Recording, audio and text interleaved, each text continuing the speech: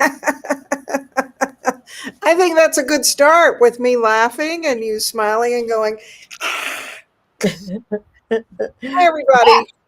Welcome. I'm going to let Nikki introduce this. This is the WNY Report. Notice I say report, kind of like Stephen Colbert report. Kick it off for us, Nikki. Hello, friends. So we're just kind of starting. We're going to get started here in a second. We don't see anyone on our radar just yet. So before we start diving in too deep, I don't want to talk too much because then nobody's going to know why we're here. Hmm. Yes. So you are on the Western New York report that starts at 8 o'clock. We are 3 minutes early, Paula. We So are 3 minutes early. And what does it look like on LinkedIn? I don't know. We should look. Oh, so I just hit join. Oh, we're there. Holy shit. I can see us. Oh, yeah? Yeah. All There we right. are. There we are with my Yeah, big. we're on this. We're on it. All right. Well, we still can't start because that'd be rude. I hate it when people, yeah, Right. Jordan's here. Hello, Rochelle's here. Rochelle. Yeah, baby. It's And worked, you guys. It Morgan, worked. Lord Mundell. Yes, I did it. and Boom. none other than Mark Waller. So, I'm Mark. Mark, when we said the Western New I York, we didn't mean Midwest. am. Okay, you have 11 people on. Thank you, Lauren. Thank you, So, Lord. The update. so Frank is Nikki, here. we are doing the WNY report, and in a tip of the hat to Stephen Colbert and the Colbert Report, and acknowledging that Western New York actually does have a fair amount of influence from French Canada. I wonder if we should call this the WNY Report. I'll No. leave that to you. Very No? nice. Very nice idea. I think Very I like nice. report much less rapport. I don't know. It sounds a little snooty. We don't want to be too over that. So why are we here? Why did Nikki Lawley spend 2 whole days trying to figure out how to live stream on LinkedIn? That would be Paula's fault. Paula's fault. We are here because we were talking that Western New York just seems to be getting swallowed up by New York City and all the amazing events you guys have there compared to here. All the educational opportunities, whether it's universities, whether it's just hearing some of my favorites speak. It's really hard and it kind of sucks that we don't get the same opportunity. And yet we're just often forgotten about in regulations and how the whole thing rolls out. We're just sort of the forgotten redheaded stepchildren.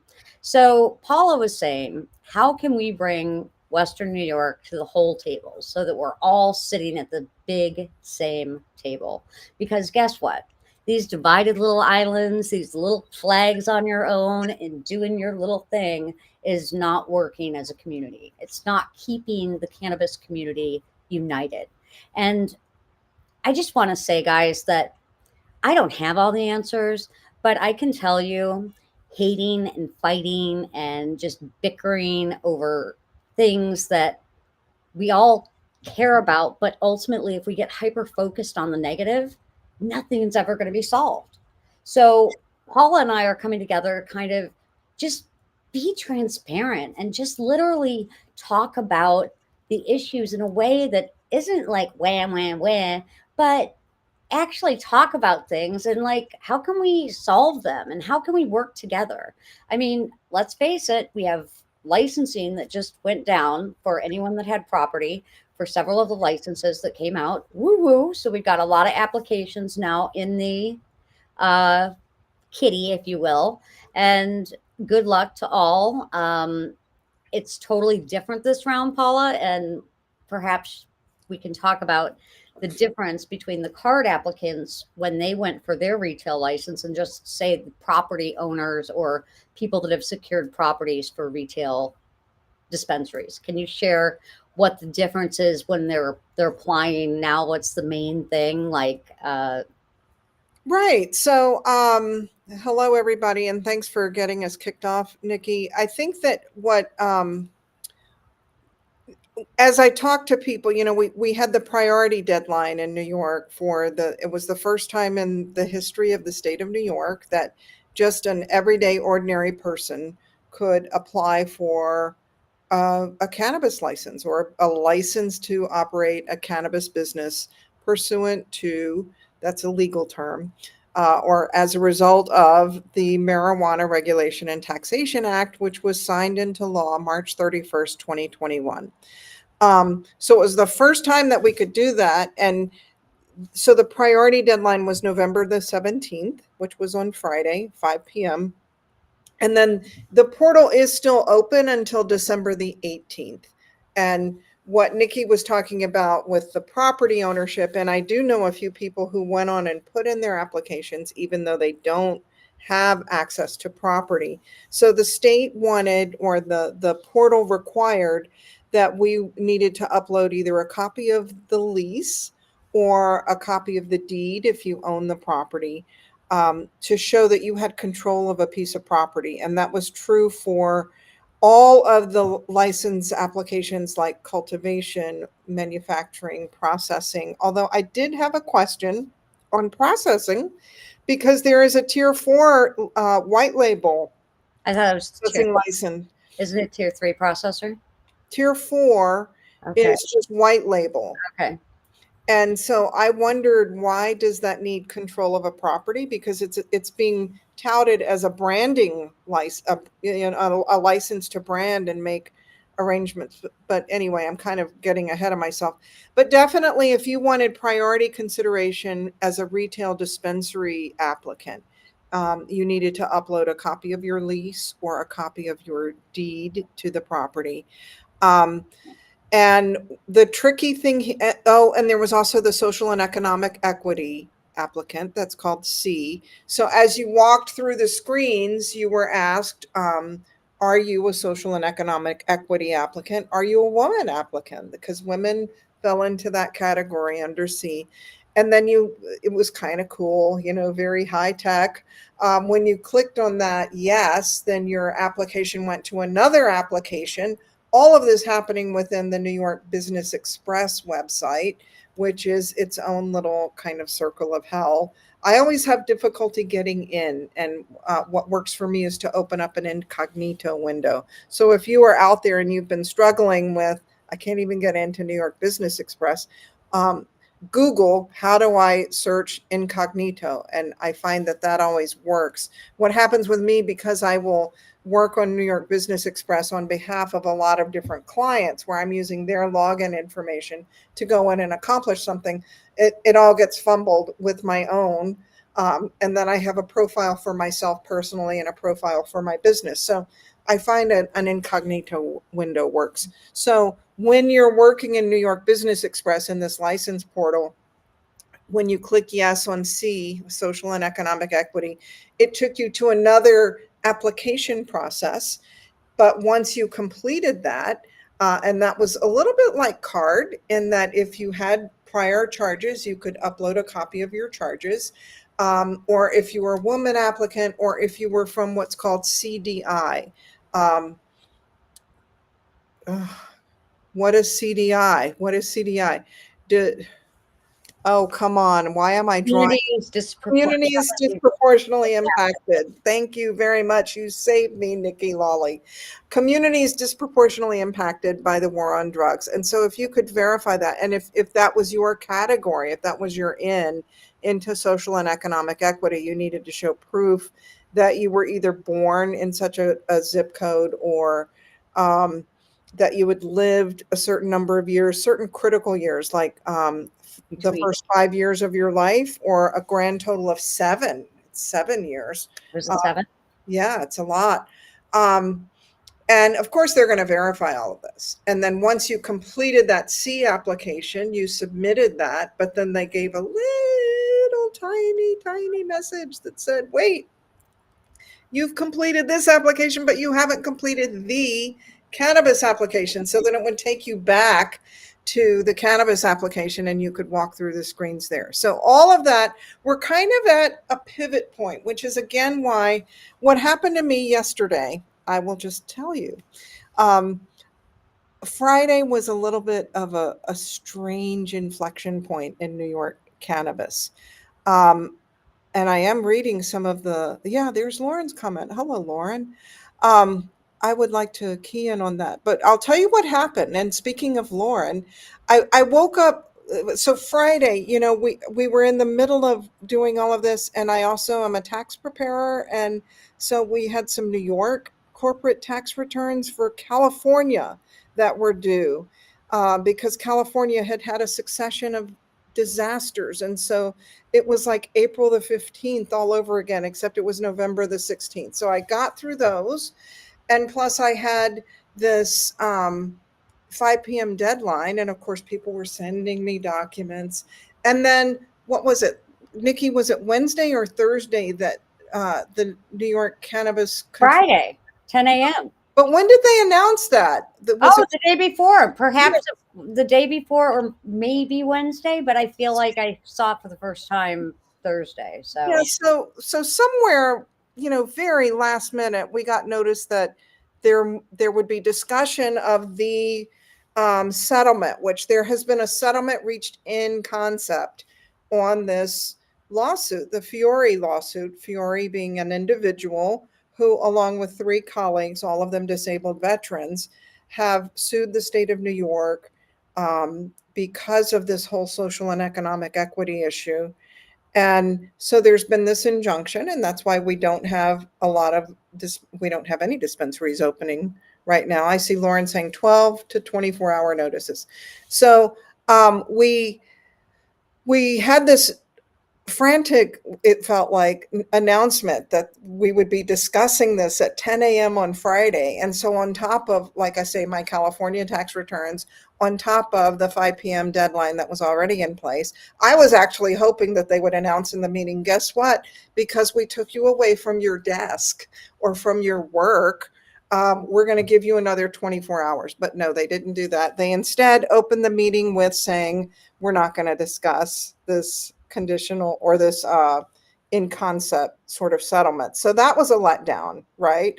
And I posted on LinkedIn, we just heard the sound of thousands of New Yorkers logging off of the cannabis control meeting, because I know a lot of people logged in just to your discussion of it. And then instead of sending out another email saying, guess what, we can't discuss it. And so let's talk a little bit, Nikki, about, did you wonder why they couldn't discuss it? Was that a question that popped up? I mean, amongst other expletives like what the, yeah, and yeah, all of my favorite string exit. together all of the magical words. Yes. Did you wonder why they couldn't talk about it? Yeah, I was like, really? Like, that was the most important aspect I felt of the meeting, quite honestly. And you're calling it on Friday when you've got all these people scrambling to get their applications in. What I really wanted you to say, Paula, like out of all those great pieces of tidbits of information, was the biggest difference between this time with the applications and the card dispensary applications was there's going to be a lottery for the application process. So unlike card, which was scored and you had actually um, certain criteria you had to meet, this one literally is going to be okay. If you're a C applicant, you're going to be in this category. Yes, fine. There is going to be some division, but at the end of the day, they're picking a number out of the hat.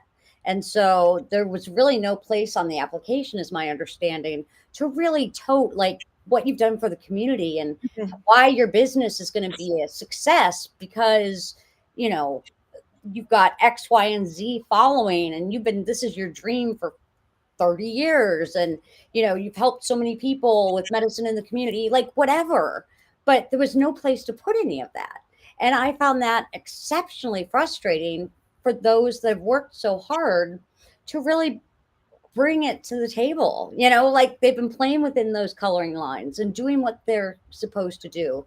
And now at the end of the story, they're like, I'm just going to be thrown in a hat and I might not even be pulled out. Like, that's really scary after you put your life savings, your life on the line, and all this money. And so, yes, the Fiore lawsuit has a big impact, but I was really looking for this whole lottery thing. Like, I didn't really understand that until the portal opened. And when I heard that, I was like, WTF are they doing? Like, how can they do that? There's so many people that are working so hard to do this the right way, and they're not opening sticker shops. They're not opening, selling things in the underground market anymore. They've like gone above board and now they have hemp licenses and stuff like that. So at the end of the day, I just feel like the lottery system seems kind of cruel. And in my mind, I thought they went to the lottery system based on like the Fiore lawsuit, like eliminate all that pre criteria and just allow it to be a blind application. So, I mean, to me, that's what I saw was the benefit. But when we were talking earlier, you kind of shed some light on that. Okay. And you said a lot. And by the way, in case you randomly see me smile or almost laugh out loud, I'm reading the comments. I don't know if you're able to read the Yeah. comments. And so I wasn't laughing at you. I was laughing at No, some you can. comments. And we'll get to the comments in a moment. But so, yeah, we were talking about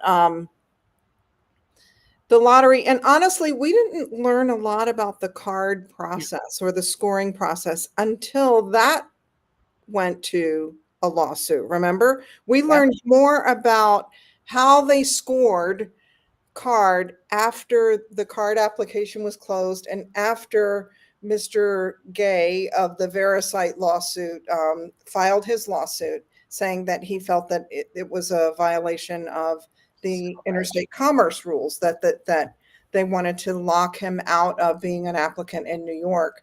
And then when the Attorney General's office went to court and explained, oh, no, no, no, here is how we scored. And actually, Your Honor, we don't need to have the injunction prevail over all of the regions. Here is how we are going to score.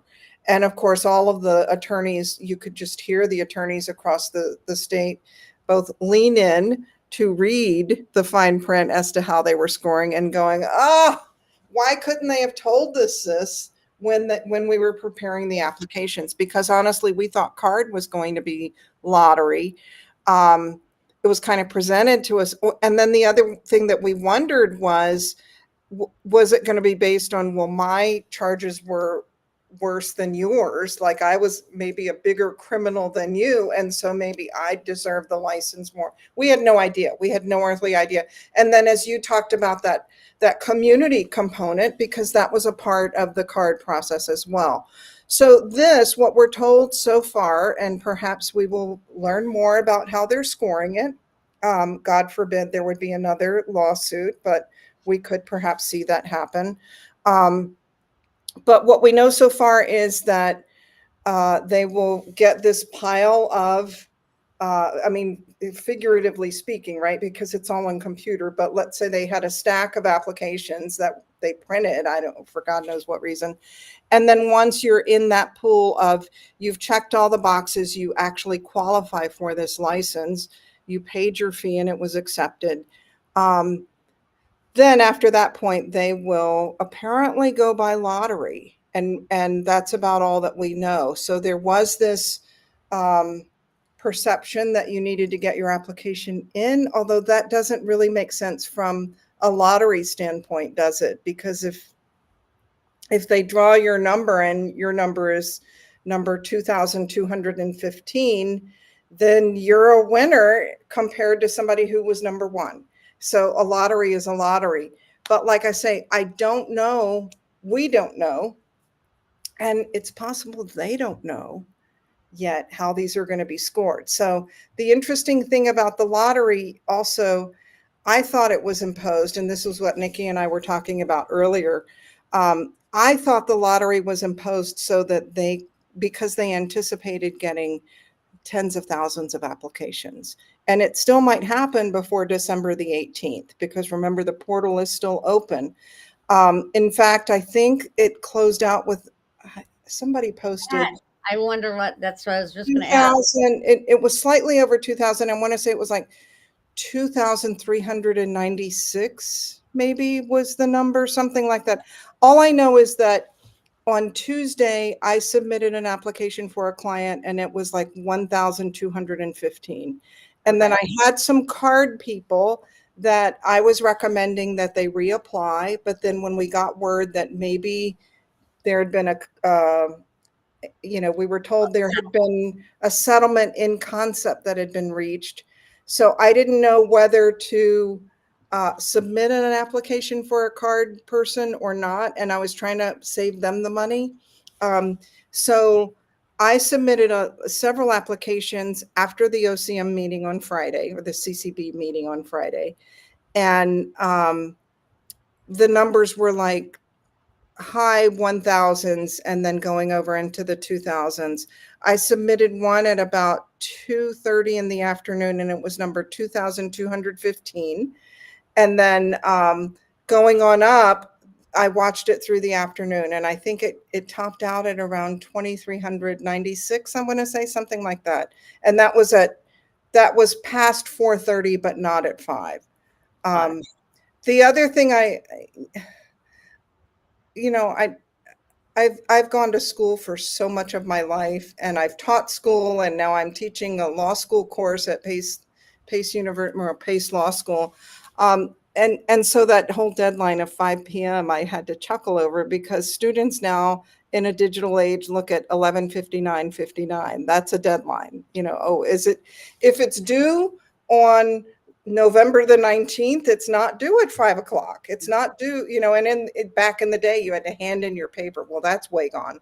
But 5 p.m., like, what is that deadline? A deadline in digital world should be 11:59:59.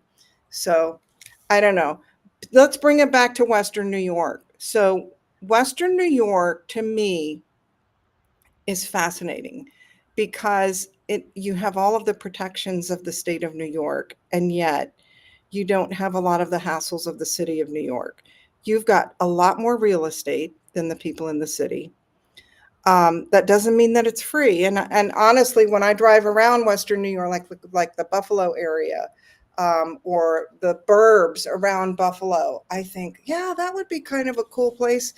And I do have a little bit of sticker shock, but I think that's just kind of post-COVID real estate market. Would you say that's true, Nikki?